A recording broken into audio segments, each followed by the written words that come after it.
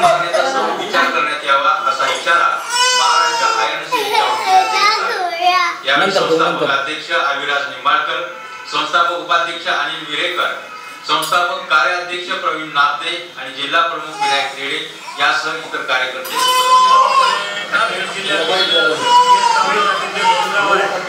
या ठिकाणी धर्मदास समाजाच्या मुलीला महाविद्यालयीन मुलीला शेतामध्ये गोळ्या आल्याच्या कारणावरून तिथल्या गावगुंडांनी मारहाण केलेली आहे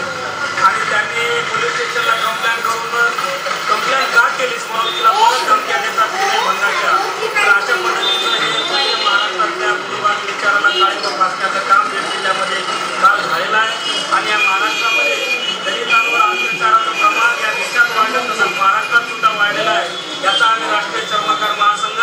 आणि महाराष्ट्र सेना संतोष ब्रिगेड या सर्व संघटनेच्या वतीनं जाहीर निषेध करतो. श्री वीर हनुमान मंदिर